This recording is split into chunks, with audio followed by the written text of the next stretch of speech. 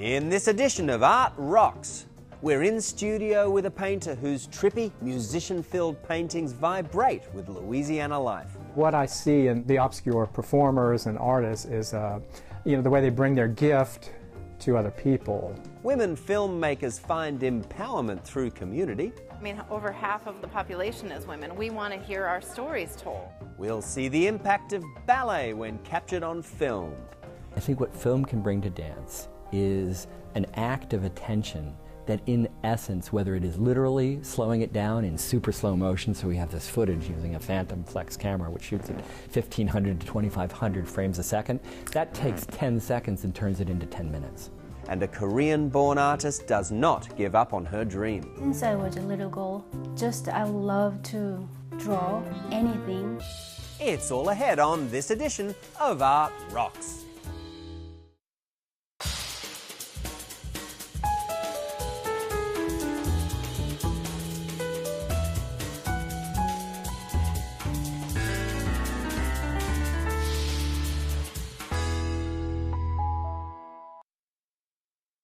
Art Rocks is made possible by the Foundation for Excellence in Louisiana Public Broadcasting and by viewers like you.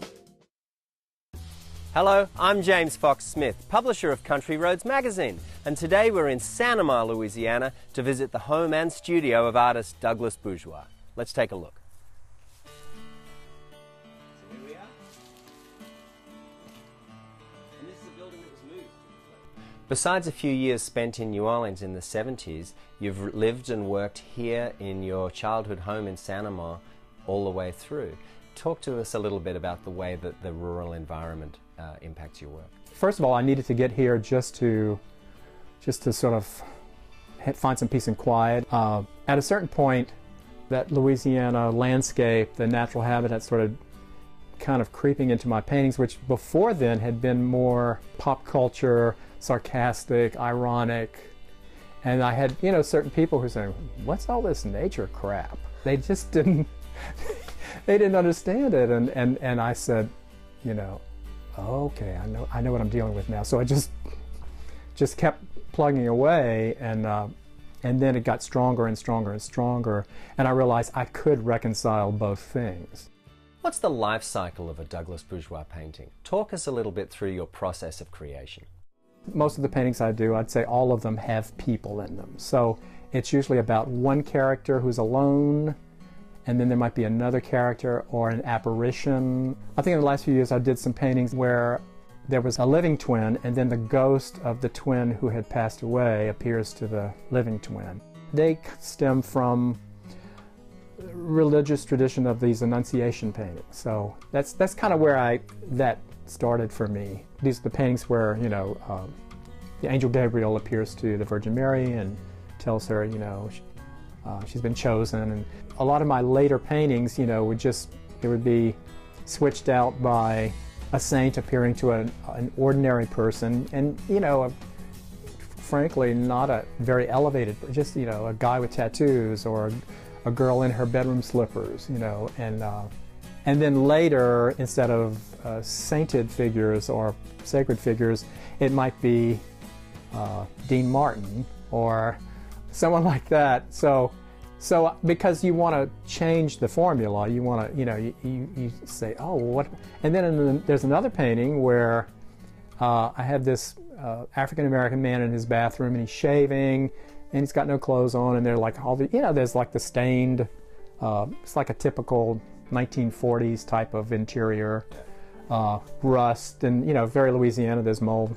And then instead of the angel appearing, it turned into a policeman with his gun drawn. So, and this was, I think, 1990, and I didn't think of it as political, but just by default it sort of is. So, but it was called Mistaken Identity because I knew people that had happened to in New Orleans. So I just thought, he's in every person. It's like an Alfred Hitchcock movie where the wrong person gets hauled off to jail. Well, and we know that this happens, not every day, but it does happen. So, but in particular, if you were black and saw this painting, you automatically assume it was a social commentary, and I'd be like, you could see it that way, certainly. But to me, I wanted to represent black people as, as like the rest of us, going through our day, and then something horrific happens. So.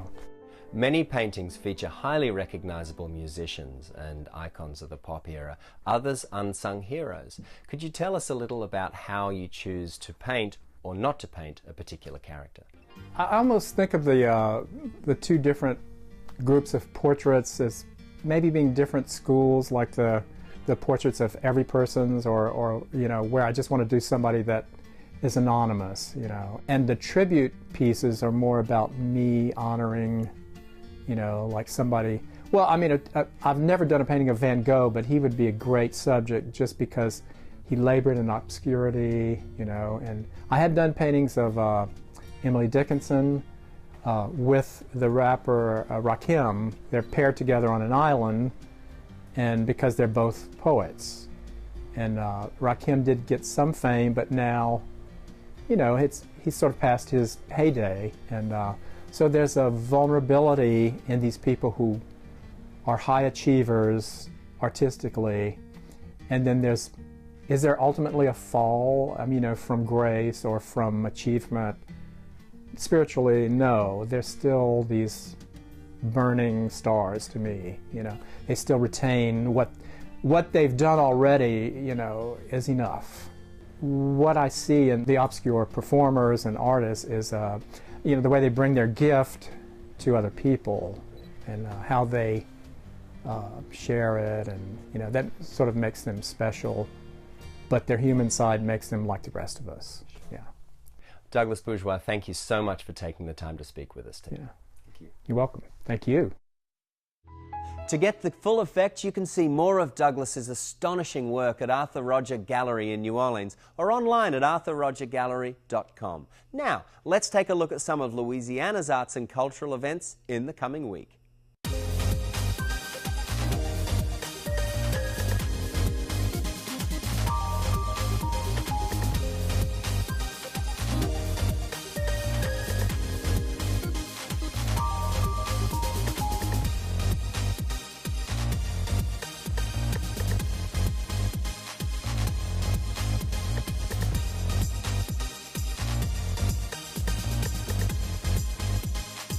For more information on these events, visit the website at lpb.org/artrocks, and for more arts activities, check out countryroadsmag.com. Up next, we're off to take a look at a film festival showcasing the voices and perspectives of women, both as subjects and as storytellers. Those involved discuss the sense of community and empowerment this platform has created for participants. Stories go back so far to our very roots, and that's how we pass down our culture, that's how we pass down our history, that's how we learn about ourselves and what's happening in our world. I think that movies, to me, are the most impactful way of passing on those stories. Film can influence the way we see the world. Film can influence the way you and I interact. Film can bring about change. I pitched the idea of the festival 5 years ago to the Denver Film Society. When I was watching films to program for the festival, there was a documentary about a woman who brought 12 of her family members over from the Congo during the genocide. And she wanted to go back and start reconciling with her country. So there was a line in the documentary where she said, "If we don't speak up, nobody will know we are here." And the light bulb went off in my head and said, oh my gosh, that's the name of the festival, is Voices, because part of the mission of the festival is to bring stories of women from around the world to the public and to our viewers. It's so important to have a woman's voice in the storytelling and the world. I mean, over half of the population is women. We want to hear our stories told. And we see the lack of women in the stories because most of the stories are written by men. So I think we're seeing a lack of women's touch in film. That's not what this documentary is about anymore. This documentary is you finding truth. We started filming Bernie, and that's when we realized the depth of what she was going through. What is the worst fear you have? kind of like all the pieces of my life are coming together in this one big day. Why am I doing this?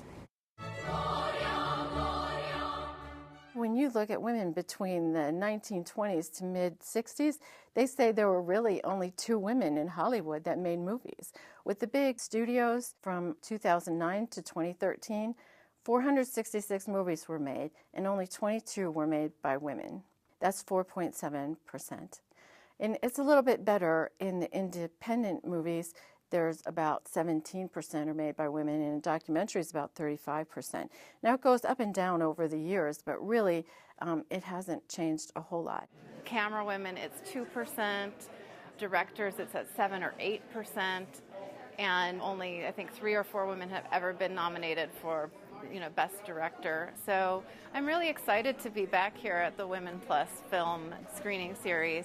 I really love that they empower women and encourage female filmmakers.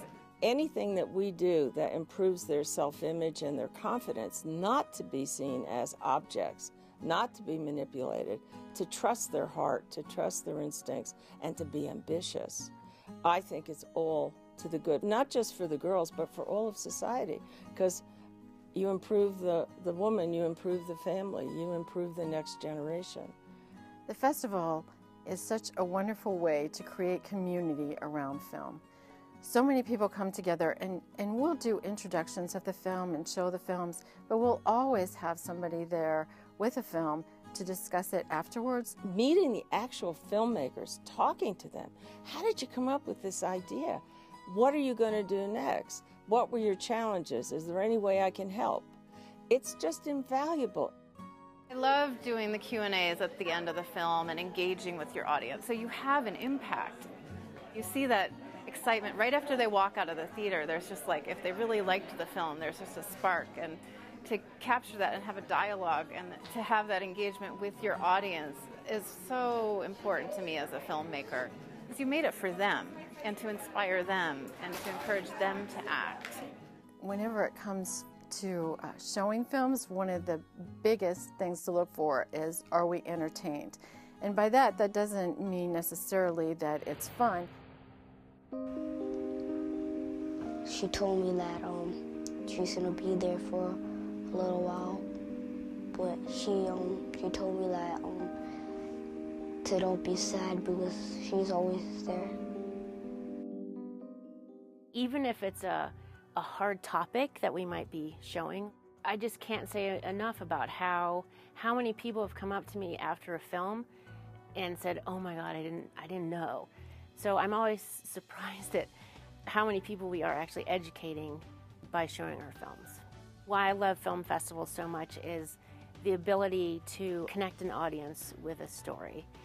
And I don't think there's any other medium that does that. There's just an energy about it and an empowerment that comes from that, and encouraging the other, future filmmakers. Film can do that. It certainly has helped me, and I think it helps a lot of other people as well. Films can create empathy, they can promote understanding, and they can even create social change.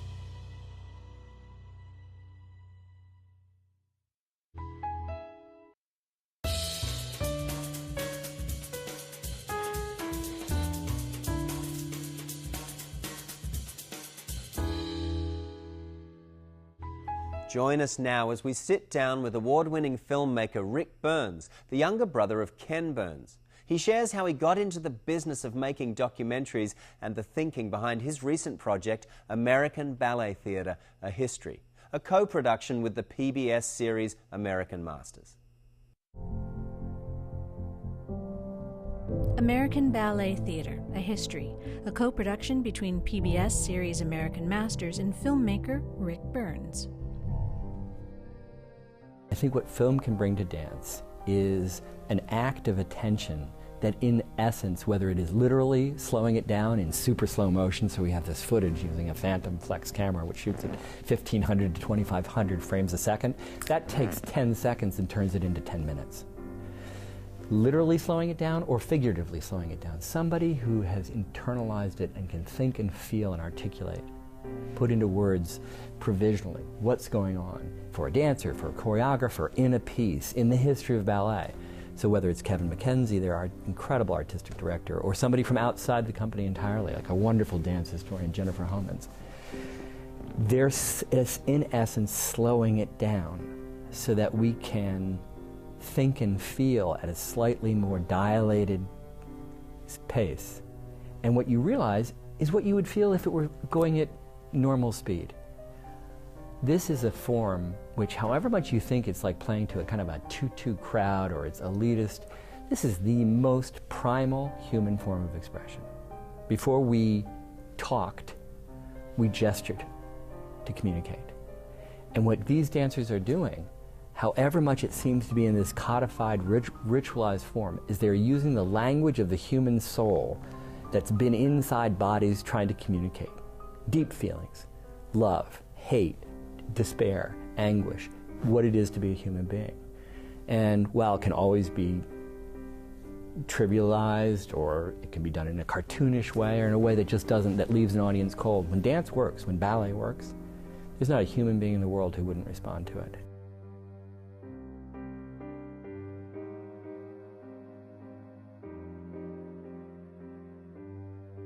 It's a history both of ballet, the art form, this company, which is the American Ballet Company, and it's designated as such by our government. It tours the world, and it's diverse. It's extraordinary. It represents us as Americans. American Ballet Theatre is the oldest American company, but very, very young as companies go, and I think it's going to remain youthful.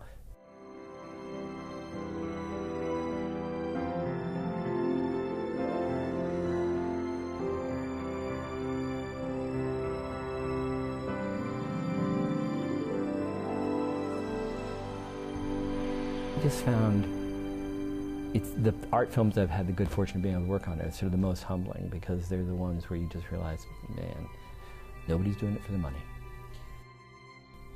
When you go to the theater, or you see a movie, or you read a book that profoundly stays with you, and everybody has at least one of those experiences in their life, you don't have to know why. It just represents that that is a form of communication through art that touches to the very soul of what we as human beings and a society are capable of. Powerful filmmaking, but that comes as no surprise, considering that Rick Burns is younger brother to Ken Burns.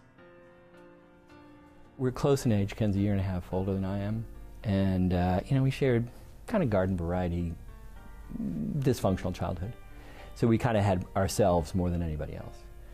And like everybody, I think we brought a fair amount of pain and damage out of our childhood. And I didn't think I was going to be a filmmaker until I watched Ken. So I just went into his business. That's what I did. I'm the little brother. So, it was like, if he played Civil War, I played Civil War. Always the rebel, never the Union cause. But that's because I was a younger brother. And I'm so grateful to him for having showed the way, because I don't know, he kind of showed himself the way. And I always thought I was going to be a professor of English for a long time, and I still love all that kind of stuff. But the power of what film can be, and it's nothing if not humbling, because you don't, everybody puts their pants on one leg at a time, and to make 30 seconds of film that actually will cause somebody voluntarily to stop other things they're doing and look and attend to it, as long as I stay in the business, it doesn't get any easier.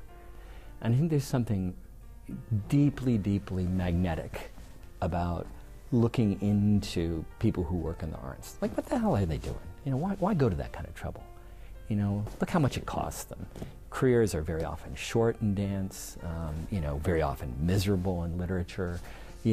What is it that people are doing when they're making art? And I found them the most satisfying films to work on.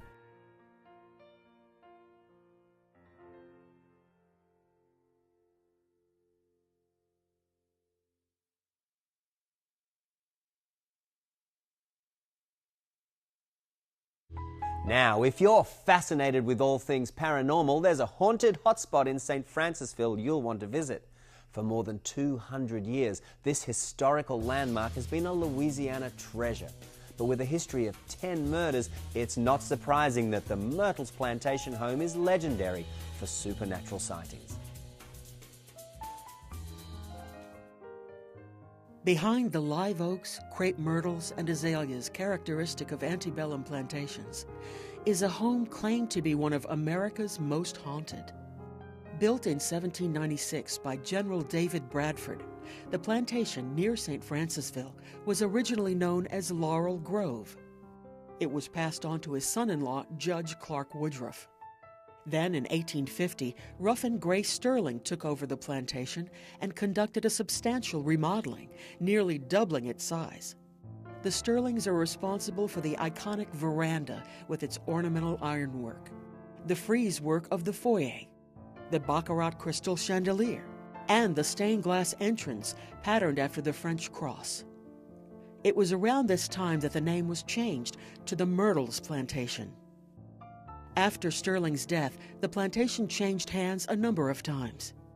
The historical landmark is currently owned by Tita Moss. Today, the Myrtles Plantation is known for its history of paranormal activity. Widely considered to be one of America's most haunted homes, the Myrtles claims at least 10 murders committed on the property, a variety of supernatural phenomena, and a host of spirits that roam the grounds. The most famous ghost of the Myrtles is the mysterious Chloe. The legend goes that Chloe was a slave under Judge Woodruff. She was punished for eavesdropping by having her ear cut off. In retaliation, she baked a cake poisoned with oleander, which killed his wife and 2 children.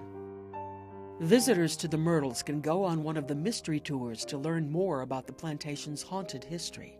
There are also 10 guest rooms available there if you're brave enough to spend the night. Finally, we head to Sacramento, California, where an artist is making her dreams come true. A South Korean native, Sohyung Choi moved to the US to study art. Now she is pursuing her lifelong passion and impacting others along the way. My name is Sohyung Choi. In Korea, we say 최소형. And I do installations usually, and sometimes video, as well as photographs too.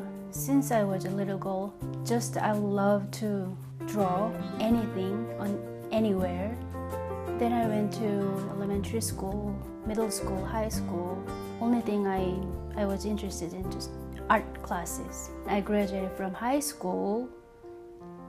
I had to make money. Instead of going to university, I just had to fold kind of my dream at that time. One day, I was very, very bored, got bored of office work. One day I watched the TV and then saw textile design institution. I just started my dream from there. But after 5 or 6 years, I got bored again. So at that time, my mom was living in the United States. Then she invited me. As soon as I come to the state, I started working at flea market in Roseville, a huge flea market. But at the same time, I had to go to junior college to learn English. And at the flea market, I found lots of used material. They selling lots of used objects from their house. Clothes, forks, knives, kitchen stuff, bathroom stuff, even furniture. Back in Korea in 1990s, we didn't have that culture, selling our used stuff. We gave stuff to our relatives, our family, but we don't sell them. First thing I found is cassette tapes. And I started making installations using cassette tapes. One day, when I had this show, my work was installation, cassette tapes. And then mom, like in 40s, and then a girl came to see the show. I placed all the cassette tapes on the floor, and then the mom looked down and carefully looked one of the cassette tapes and said, this is a song. And when I was a little girl, this was a song your grandma used to sing to me before I go to sleep. And the girl said, huh? What is it? Can you sing, Mom? And she sang a little bit. That moment, that interaction between my work and the viewer that was very, very touching moment.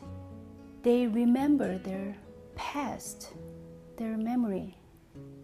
What they get is very touching, actually, because everybody's memories and history are different, and how they get from an object, they're all different. But the way they feel from my work is very touching. All the ideas in art world, everything has been done. So I cannot say, oh, my work is very different than any others. Somehow now I think my path in my life is already made. But I think everybody, their life is already made several different ways. Depends on you, how you choose, how you put yourself 100% and concentrate on what you want. And then you can choose which way you want to go. If there's a chance, I would like to teach also, but I like to travel to see more what's out there. To see more of Sohyung's artwork, visit sohyungchoi.com. And that's it for this edition of Art Rocks. Don't forget to visit our website at lpb.org/artrocks, where you'll find feature videos and information on upcoming arts events. Until next time, I'm James Fox Smith, and thanks for watching.